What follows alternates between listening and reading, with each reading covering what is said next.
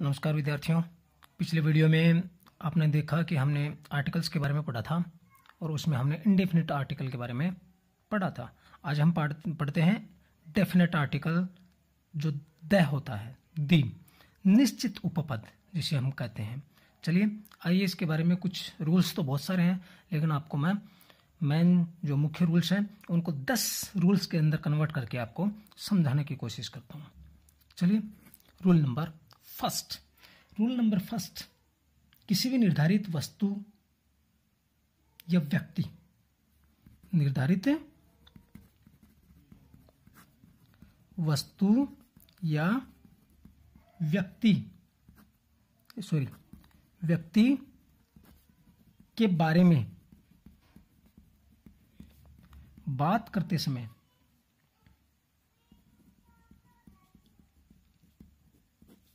हम क्या करते हैं?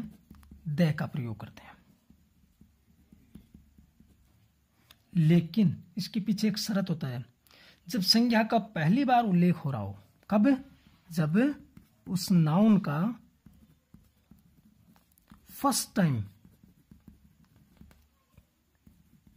क्या हो? उल्लेख हो, तो उसका क्या करते हैं? द का प्रयोग करते हैं। जैसे I ate an apple।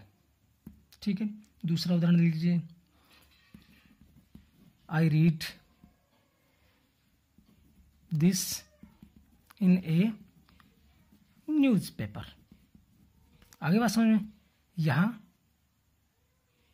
I read this in a newspaper. यहां ए का प्रयोग हुआ है और यहां एन का प्रयोग हुआ है। ठीक है। यहां द का प्रयोग नहीं होता, क्योंकि यह क्या है? निश्चित वस्तु और व्यक्ति के बारे में, इसलिए यहां द का प्रयोग नहीं होगा। अब दूसरा, अगर विशेषण का सुपरलेटिव रूप हो, क्या हो? सुपरलेटिव रूप, जिसे हम फॉर्म भी कहते हैं, सुपरलेटिव फॉर्म। ठीक है। तो उसके साथ किसका प्रयोग होगा? द का प्रयोग होगा। उदाहरण के रूप में देखिए, जैसे द बेस्ट बुक। इसी प्रकार द लॉन्गेस्ट रिवर। ठीक है। इनके साथ किसका प्रयोग हुआ है? द का प्रयोग हुआ है। और तीसरे की अगर हम बात करें रूल की, तो तीसरा रूल हमें यह कहता है कि किसी भी वस्तु या प्राणी के नाम के साथ, किसी भी व्यक्ति या वस्तु के नाम के साथ या द का प्रयोग होता है, उस जाति के सभी प्राणी, उस जाति के क्या हो?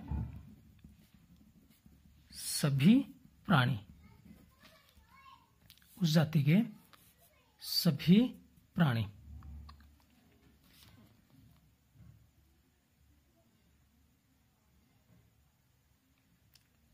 के अर्थ व्यक्त करने में।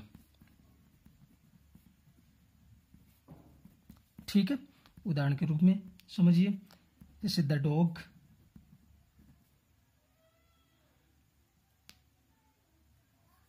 Is a faithful animal.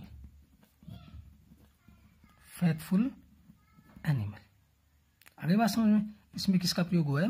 The का। चौथा रूल देखिए, समझने की कोशिश कीजिए। किसी भी ग्रंथ का नाम होता है, उसके साथ किसका प्रयोग होता है? द का।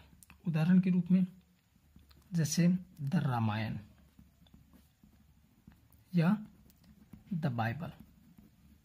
ठीक है। तो किसका प्रयोग होगा? द का प्रयोग होगा। अगला पांचवा जो नियम है, वो पांचवा नियम है कि कोई भी दशक, जिसे हम दशक कह सकें, शतक कह सकें, या कोई भी एक ऐतिहासिक कालखंड होता है। क्या होता है? ऐतिहासिक कालखंड, मतलब एक निश्चित समय होता है। हिस्टोरिकल जो निश्चित समय होता है, उस हिस्टोरिकल निश्चित समय के साथ किसका प्रयोग होता है? द का प्रयोग होता है। उदाहरण के रूप में समझिए, जैसे the 1950s, the 70s century, या यूं कहें द 18th सेंचुरी।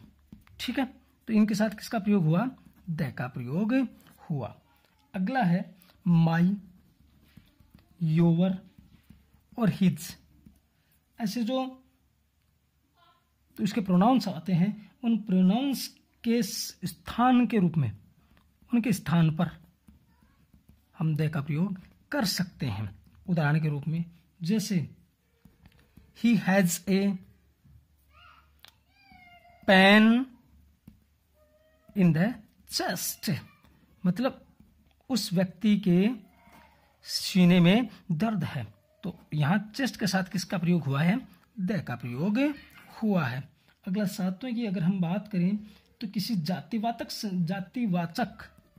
संज्ञा के साथ, किसी जातिवाचक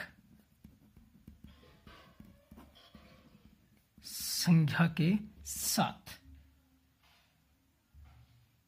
द का प्रयोग होता है, लेकिन कब? जब उसको भाववाचक बनाया जाता है, जब उसको भाववाचक संज्ञा बनाया जाता है। उदाहरण के रूप में समझने की कोशिश कीजिए, जैसे द वॉरियर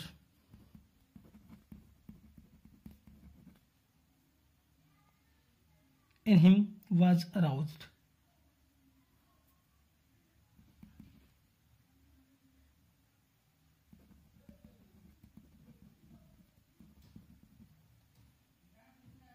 समझ गए क्या है? द कि उस योद्धा में या उसके अंदर बैठा हुआ जो योद्धा है वो जाग गया। अपन कहते हैं कि इसके अंदर का शैतान जाग जाता है, कोई वीर योद्धा होता है, उसके अंदर ताकत आ जाती है कोई चीज देखने के बाद में। तो क्या हुआ कि वो एक जातिवाचक संज्ञा है, उसको भाववाचक बनाते समय क्या हो जाता है? उसमें द लगाया जाता है। अब हम बात करें 8वीं की, तो अगर बात करें हम किसी भी विशेषण, ऐसा विशेषण, किसी विशेषण जिसके अंत में double S, C H, ese और एस एच आई, जो उस राष्ट्र के लोगों को, राष्ट्र के जो लोग होते हैं उसको व्यक्त करे, राष्ट्र के लोग के रूप में व्यक्त हो, तो किसका प्रयोग किया जाता है? द का प्रयोग। उदाहरण के स्वरूप समझने की कोशिश कीजिए, जैसे द स्पेनिश, SH आ रहा है इसके अंत में, तो इसके पहले क्या लगेगा? द लगेगा। इसी प्रकार जैसे द जापानीज, अंत में क्या आ रहा है? ईज आ रहा है, तो इसके साथ क्या लग जाएगा? द लग जाएगा। इसी प्रकार जैसे द अमेरिकन्स, ठीक है, तो इनके साथ क्या आ जाएगा? द आ जाएगा। और ये हुआ। अगले नियम की अगर हम बात करें तो कुछ विशेषणों के साथ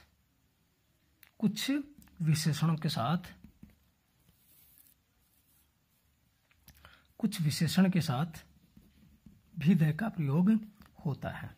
कुछ विशेषण में के साथ द का प्रयोग कैसे होता है? जिसको प्रयोग करके संज्ञा के समान बनाया जा सके, उसको क्या होना चाहिए? नाउन के सेम होना चाहिए, वो नाउन के समान होना चाहिए। जैसे उदाहरण के रूप में the unexpected happened, the unexpected happened, मतलब समझ रहे हैं आप? द क्यों आया? क्योंकि इस विशेषण को हम क्या बना रहे हैं? एक संज्ञा बना रहे हैं। पूरी को क्या बना रहे हैं? संज्ञा बना रहे हैं, इसलिए इसके साथ क्या हुआ? 10।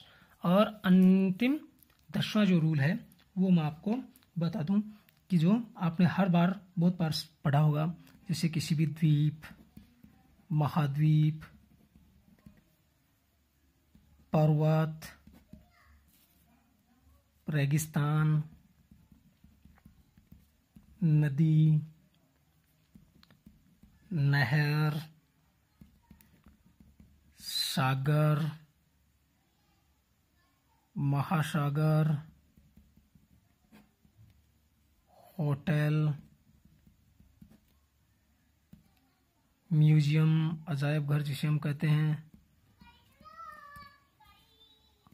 अजायब घर, या कोई भी राजनीतिक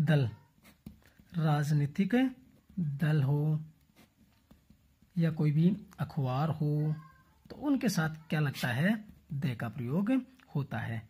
जैसे द हिंद अखबार है, ठीक है। जैसे द हिमालय, ठीक है, इनके साथ हो गया।